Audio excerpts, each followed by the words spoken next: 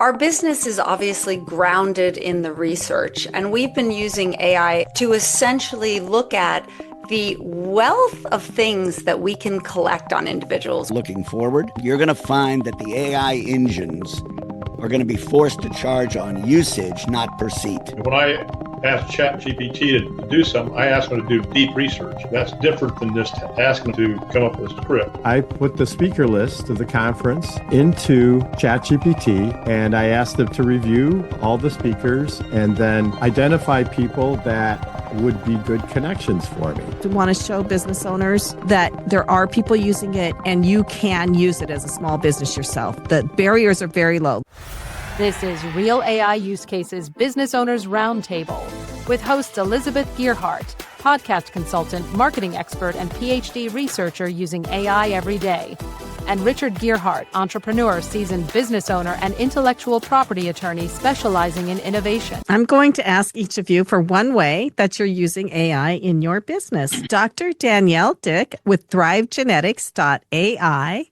What's one way that you use AI to help your business run better? Our business is obviously grounded in the research, and we've been using AI in the research and machine learning for some time to essentially look at, particularly now, with the wealth of things that we can collect on individuals. We can collect genomics, transcriptomics, proteomics, metabolomics. We can collect digital data on people's health and how it is being monitored moment to moment. We can do brain scans of individuals.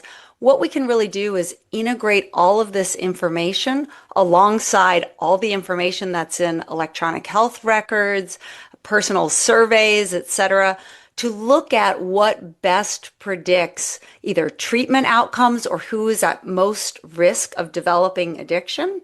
And so we use that to essentially continue to iterate and improve our risk prediction profiles that we then bring to people through ThriveGenetics. Do you think you could do that without AI? It provides a way to integrate this data that just really wasn't possible in years past. It's a new way of being able to integrate big data that goes beyond the more limited, narrow, kind of hypothesis-driven. Addiction, mental health are so complex that we really need to be able to have these comprehensive risk profiles that bring in tons of data and information. So now we're going to ask Neil Senturia with AskTuring.ai.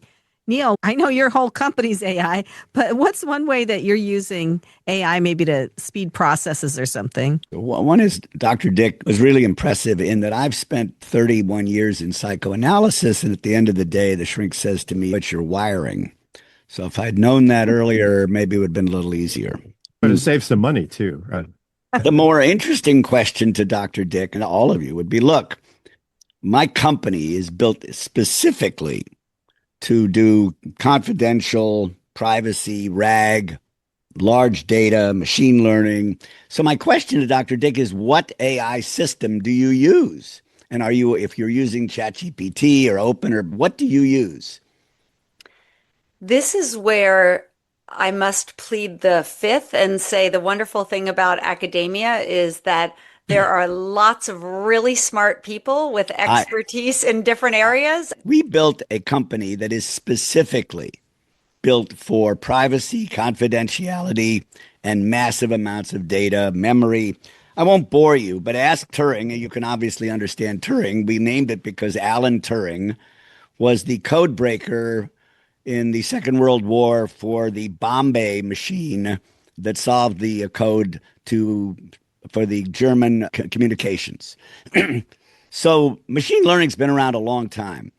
We feel strongly of a few things.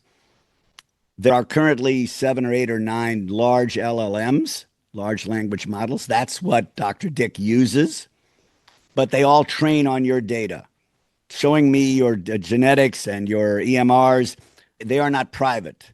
And so what's critical in our vision is to create a prophylactic, a middleware, a membrane that says, look, you want to use your data, and then you want access to any one of a dozen different LLMs each are better than the other. Claude does better at one thing. Gemini is better at this.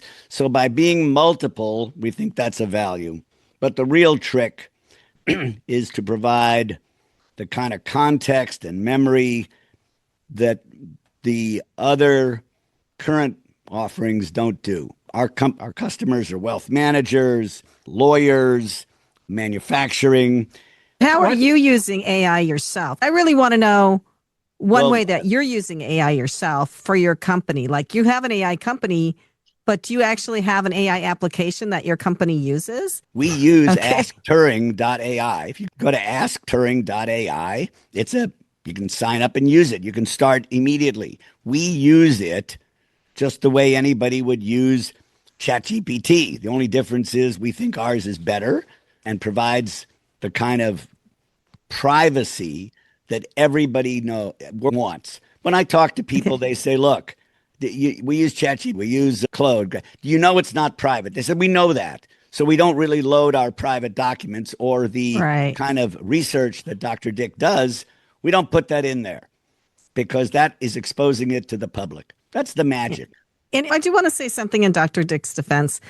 When we get business owners on here that use higher level versions of AI like she does, like hers is a very sophisticated use of AI.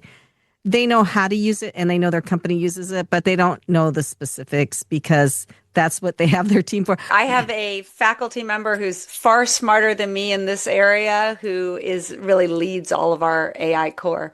So Alan Porter with strategicwealthstrategies.com. What's one way that you're using AI in your business?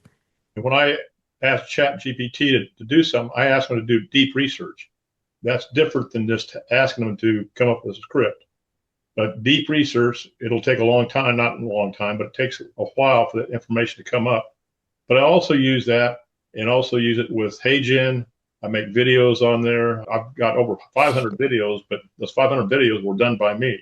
Now I've got about 20 videos now that were done with HeyGen, and it just looks more professional, more polished. You don't have the uhs and the pauses and all this other stuff. But it's made a big difference in my business because just of the influx of new clients I'm getting. What I would say to Alan is we have 4 large CPA firms. They do exactly the problem that you have, which is giant amounts of data, privacy and personal.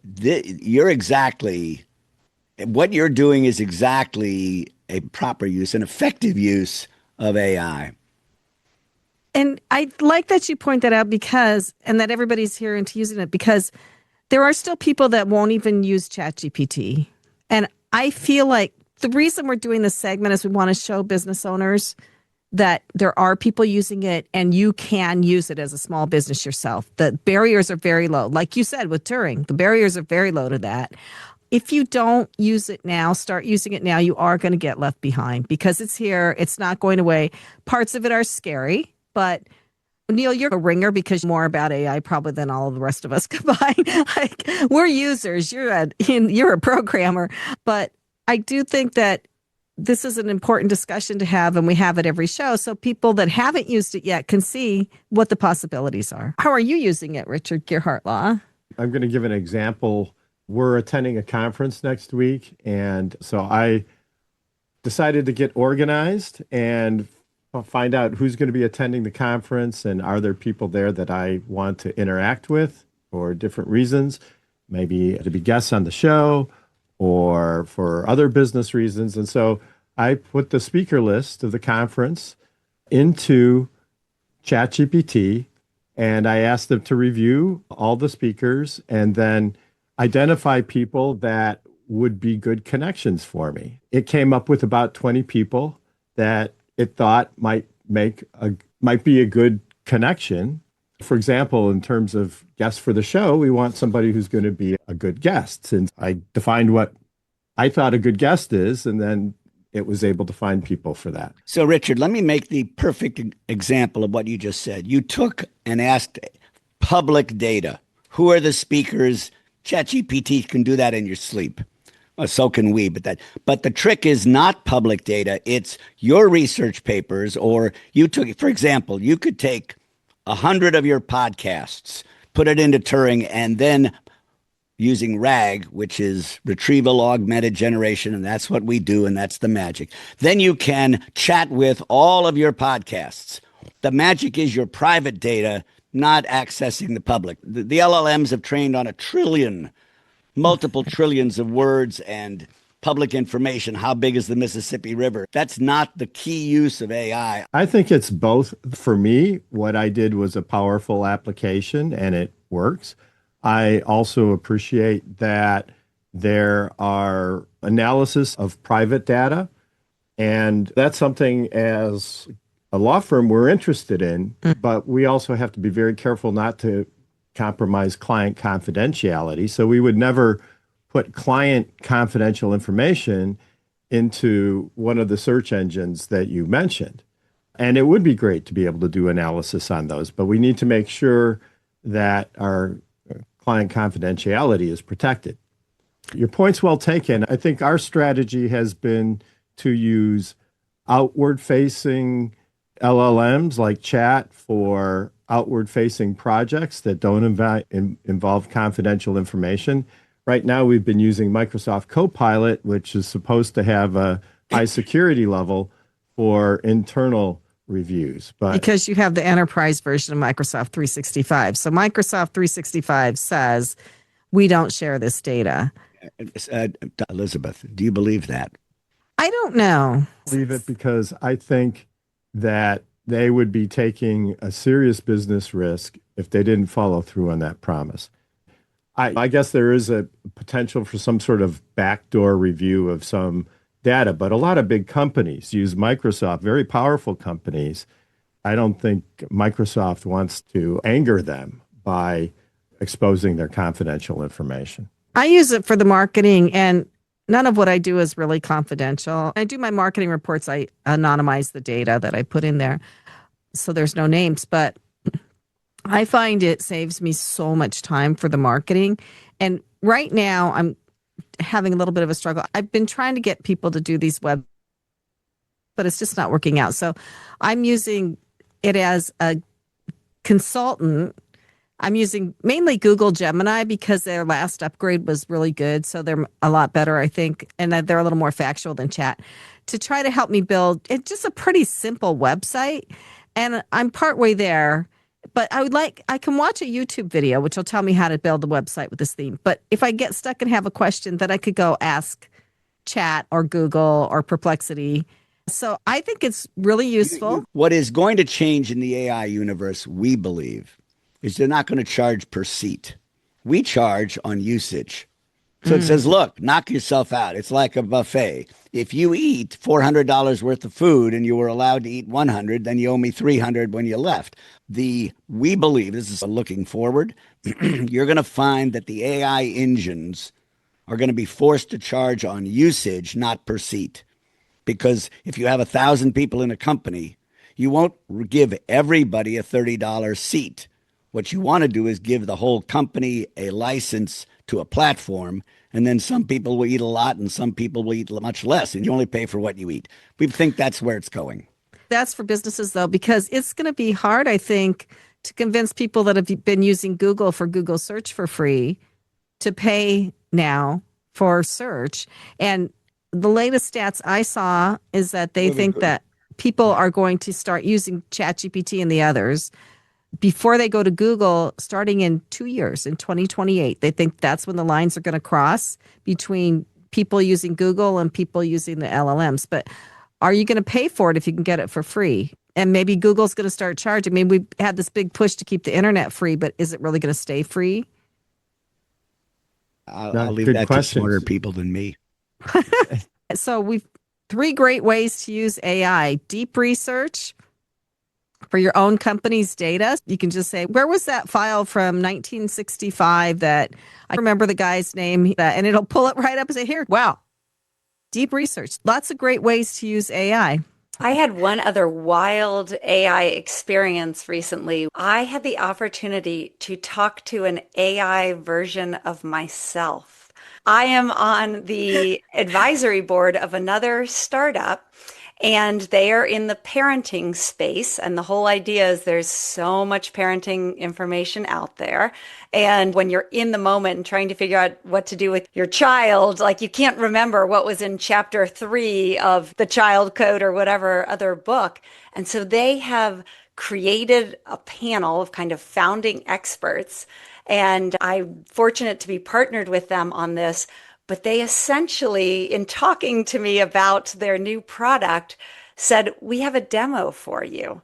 And we have trained an AI version of you on about just 2% of your publicly available podcasts. And so I posed a question to myself, looking at a picture of me, and then to hear me in my voice with my intonations, because it's been trained on my voice from previous podcasts, give me an answer to my question, which of course is trained based on things I've written and I've said. So it sounds just like me. That was a really wild experience. And it also made me think about the use of AI to essentially be able to have an interaction with an expert that's trained not on all the data that's out there, whatnot, but just on that person's research, their podcasts, their books, etc. I thought that was another fascinating use of AI. And the answer that it gave, did it give you the answer that you would have given? It did, of course, because it was the AI version of me.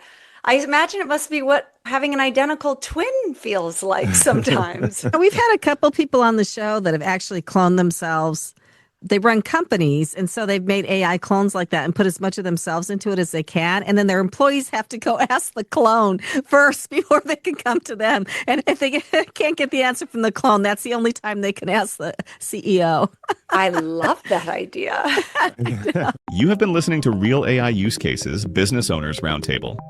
We hope you found this valuable. Join us again for more stories, because the future of business is driven by AI. This podcast was recorded at the iHeart Studios in Manhattan as part of the Passage to Profit radio show.